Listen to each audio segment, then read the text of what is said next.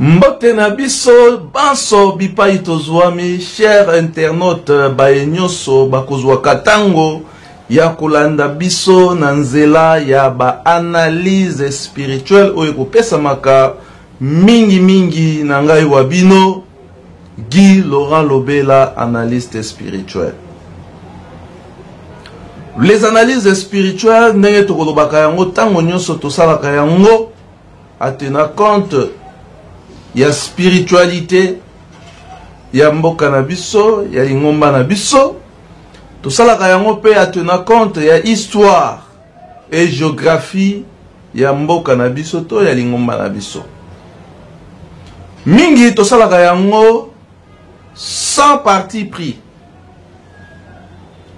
tosalaka yango po esepelisa bato ya mokilité mais tosalaka yango po ete nzambe akoka kosepela yo na ngai esika tozali oyo nzambe abongiselaki biso tokoka kozwa yango pamba te soki nzambe asepeli nde afongolaka motema elaka oyo apesaki ngai na yo tokozwa yango na kimia nyonso.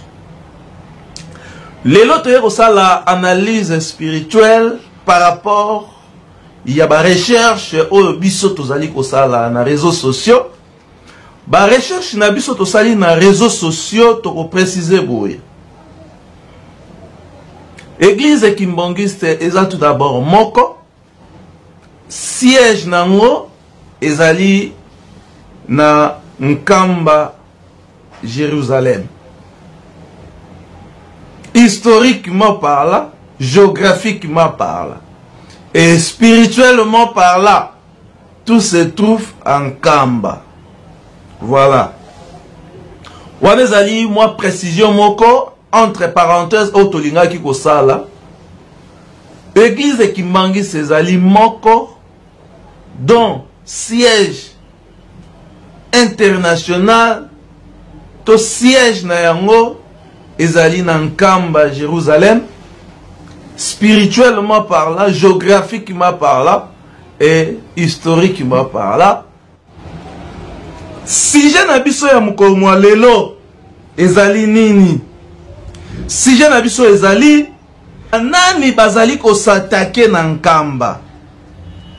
Ezali ba Kimbangiste oyo bazali ko s'attaquer na Nkamba? Ou bien ezali ba non Kimbangiste baye bazali ko s'attaquer na Nkamba.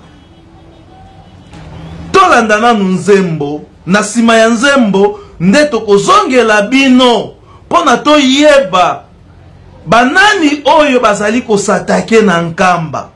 Etango tozali ko s'attaquer na Nkamba tozali ba opposa ya idéologie ya Tata Simon Kimbangu tozali baye bazali na posa histoire ya Tata Simon Kimbangu ekende liboso ou bien tozali baye bazali na posa ya ko effacer histoire ya Papa Simon Kimbangu parce que Nkamba ezali source ya makambo nyonso tolanda nzembo nasima sengo na baoyo bapeta mwana motima pamba te bango ka bakomona nzamba eyo na ngai mundi ma Papa Simon Kimbangu ou bien grand chrétien.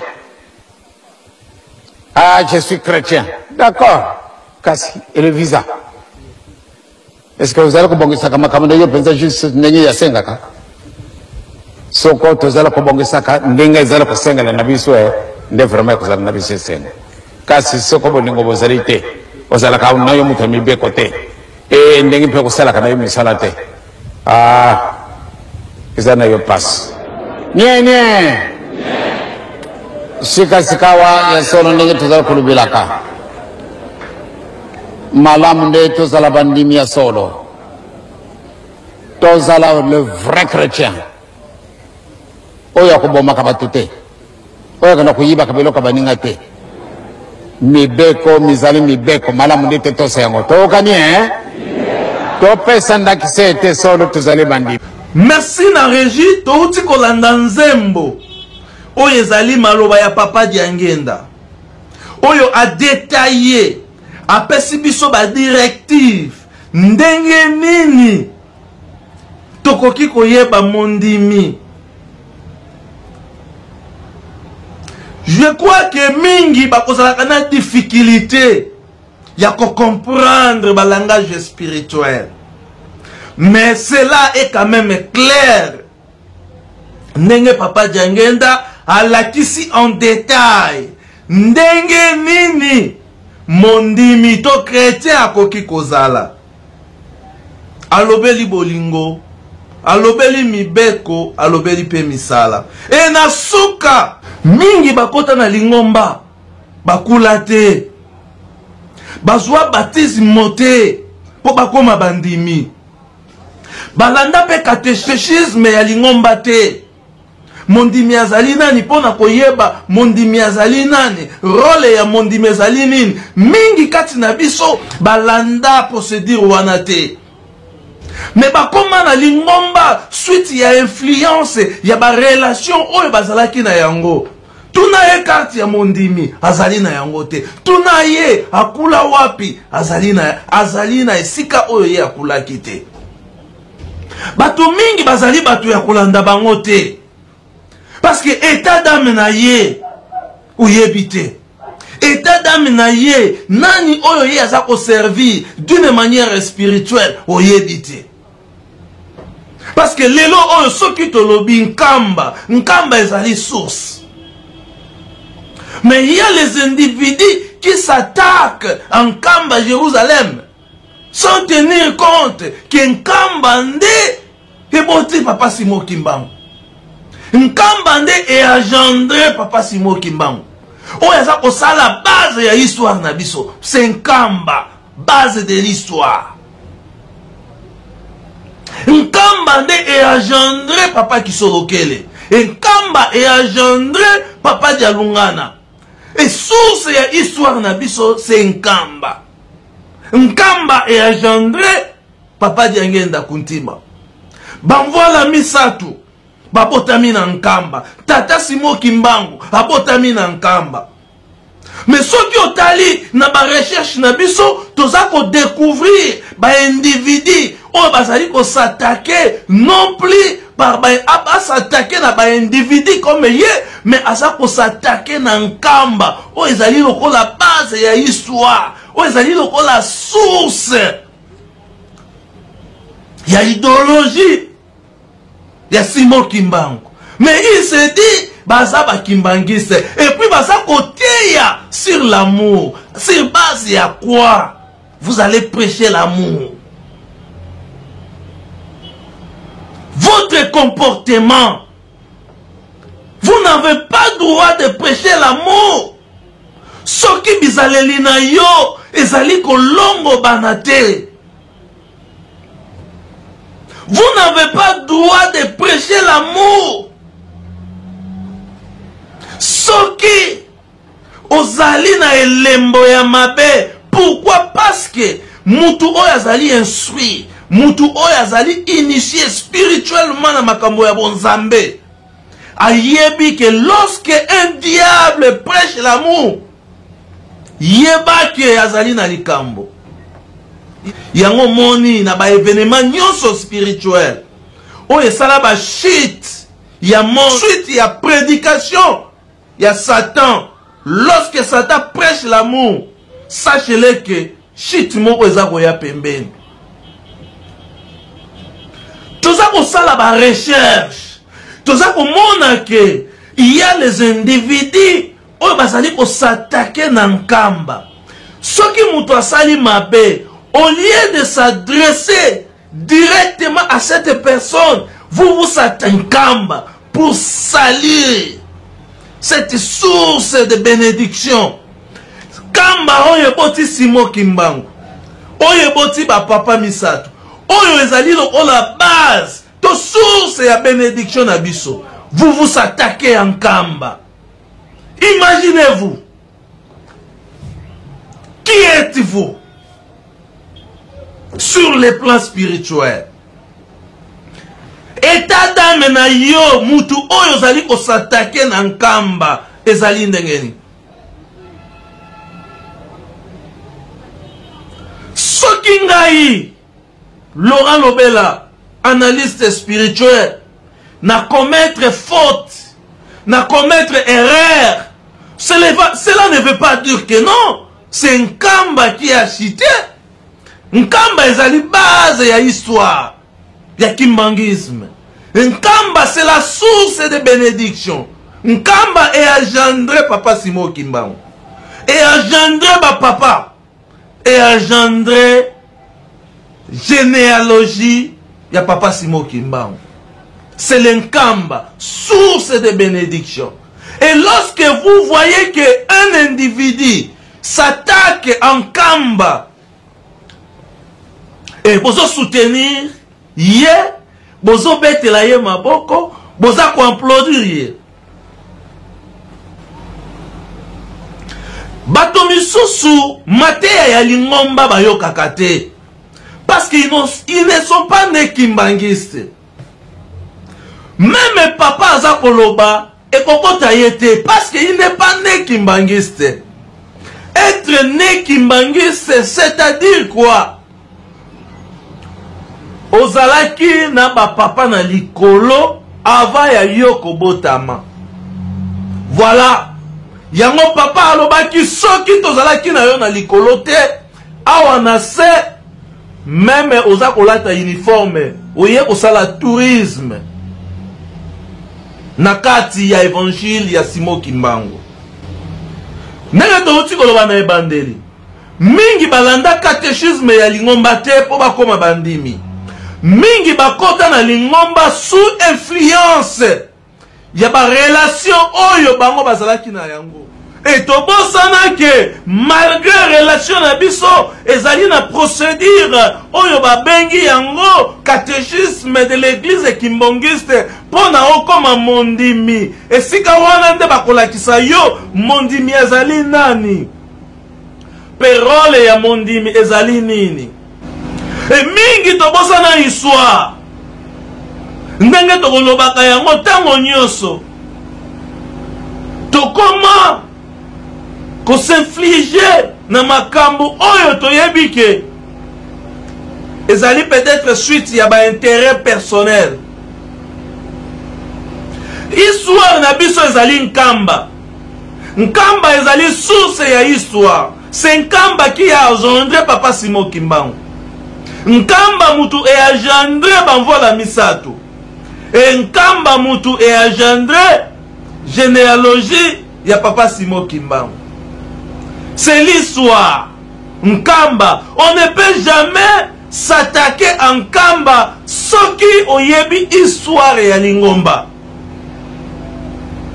Je répète, on ne peut jamais s'attaquer à Nkamba soki oyebi histoire ya kimbongisme. Parce que Nkamba ezali source ya histoire. Nkamba source ya histoire. Il y a les individus qui s'attaquent en Nkamba sans tenir compte de l'histoire. Mais ils se disent que bazali ba kimbangiste. Tosali ba recherche na biso. Toye komona que il y a des gens qui s'opposent na Nkamba sans oublier que Nkamba ezali personne morale. Nkamba ezali lokola Congo. Nkamba ezali lokola Afrique. Toute personne ozala na est et na sud oyo ezali kolobela kombo ya Papa Simo Kimbangu, il doit se référer à Nkamba. Mais lorsque un individu s'attaque à Nkamba, ce qui veut dire c'est l'opposition de Nkamba, c'est l'opposition de Kimbangu, c'est l'opposition de Banvola Misato d'une manière spirituelle. Tout ça, la recherche, tout le monde dit qu'il y a les individus qui s'attaquent en Nkamba en disant ou à prêcher l'amour. Mais quand vous prêchez l'amour, quel est votre état d'âme? Parce que biso analyste spirituel, d'une manière spirituelle, lorsque un Satan prêche l'amour, sache-le que azana mission moko oyo alingi accomplir. Toyebi yango Adam na Ève, Satan a prêché ki bango bolingo. mission na ezalaki akwesa bango.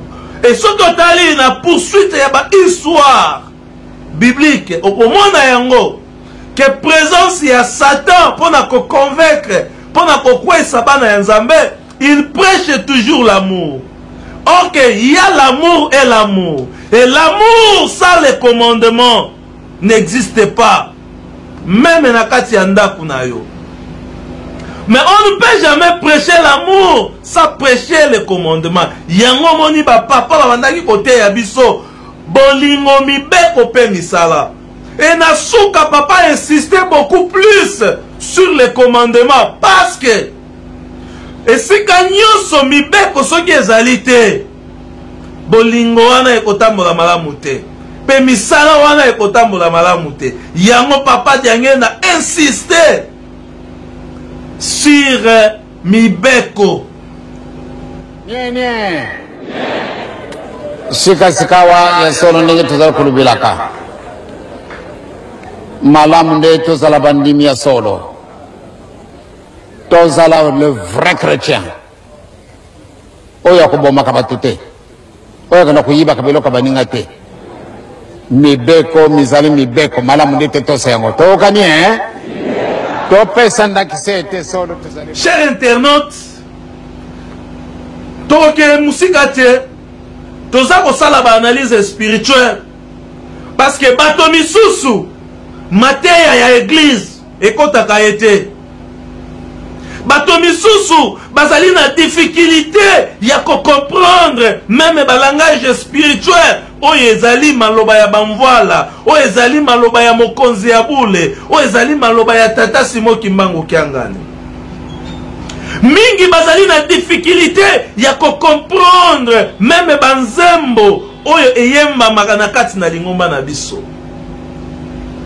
Pourquoi? Parce que ils ne sont pas nés kimbangistes. Pour être né kimbangiste ne veut pas dire que oh bota manakati ya lingomba, mais Papa Diangen avait bien dit cela. Ce qui ozalaki na biso na likolo te awa na sepe ozala na biso te. Donc étoile oyo tobota makana yango eta kimbangiste selon langage spirituel ya Papa Diangenda oyo ezali kolakisa ke soki ozalaki na bango na likolo te awa na sepe ekozala pasi ozala na bango. Donc tous ceux qui disent je suis kimbangiste sans tenir compte de l'histoire de l'église kimbangiste, sans tenir compte de l'histoire du kimbangisme et sans respecter le langage spirituel, ton message spirituel ya papa. Baye osala tourisme, ce sont des touristes. Et mingi kati na biso tozali ko sepela na yango to landa batu ya lolenge ena pambate biso pe tozali babungi état d'âme na biso to yebite baye tozali kolanda état d'âme na bango ezali lolenge ni.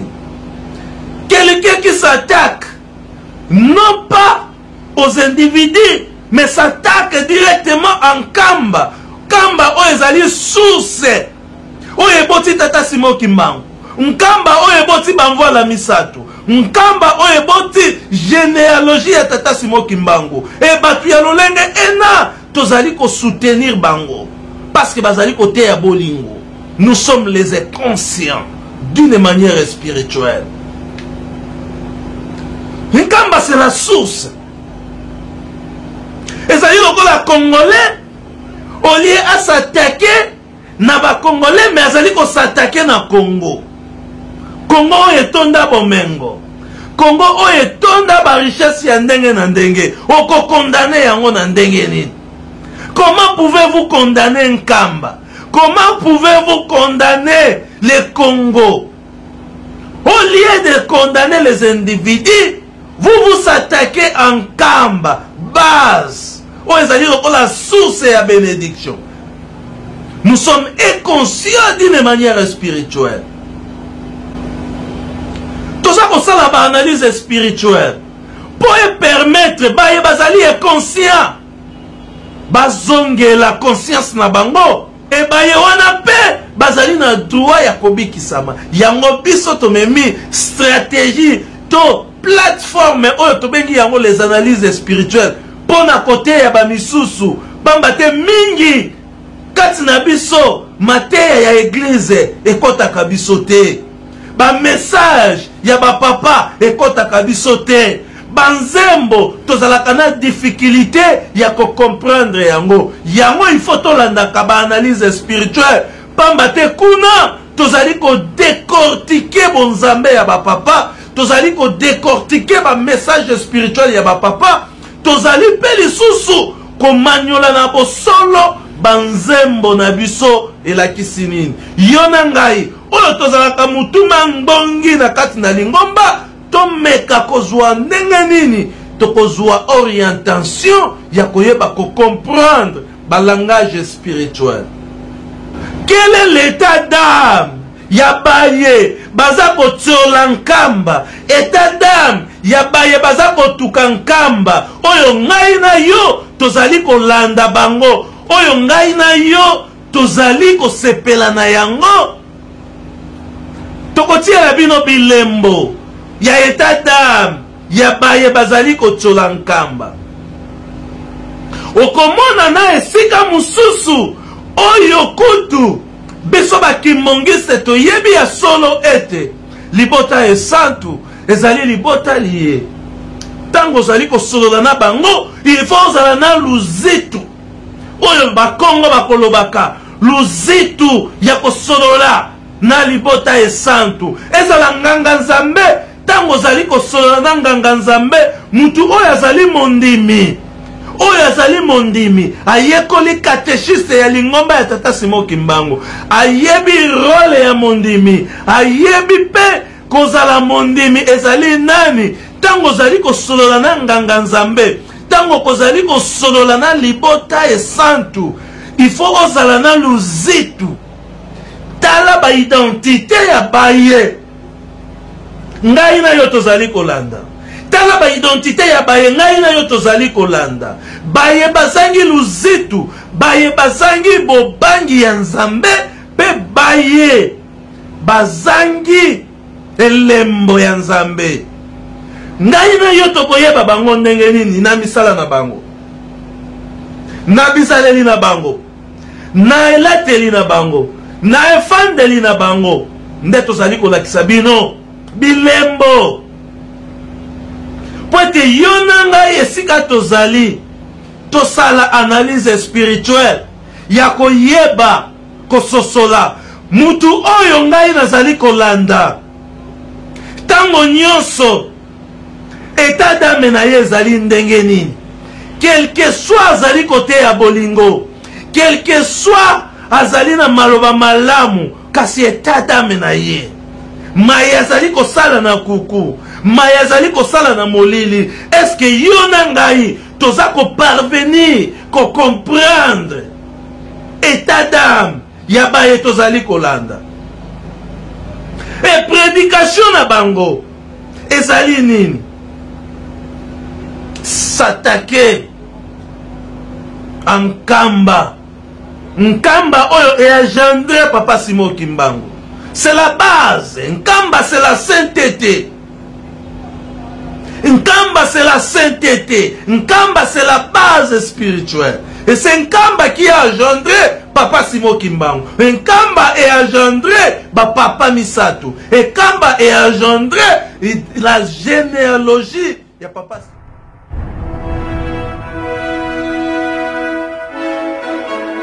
Tango oyo ezali tango ya kobatela elembo. Papa Mfumalon, papa de Angenda, mokolo moko alobaki ete botalaka ngari ya ngenda ndenge nalatelaka, botalaka pe mama bibi ndenge alatelaka. Kasi tozali kobunga nzela mpona elateli, ezala batata ezala bamama, nzoka nde owana mpe eza nimero meme kolata elembo ya mabe ezali ya malamu oyo nde baza kolakisa biso ndenge kolatela. Po tango wana ekozala na biso ke soki okutani na elembo ya mabe ndenge kolatela na yo ozali te, me soki okutani ke elembo ya malamu ozali. Po mikolo eleki ata sikoyo etambolaka likambo wana soki oza na numero na bango te okokota na bisi wana te taxi wana te to bilamba oyo elandaka nzoto ezala batata ezala bamama totika yango na kolata pamba bayebi ke bamama balataka pantalo te tozali koteyana topesaka mingi foti ya tailleur me elamba eza ya yo obimeli tailleur yo moko koloba na ngai yo kosalela boye eza teke tailleur apesa no ngai tailleur nalingaka boye te me topesaka foti ya tailleur eza makambo eza koya batata mpe babiju ya matoi ya nini ezalaka te me nyonso wana eza bilembo eza koya oyo tosalelaka bongo totika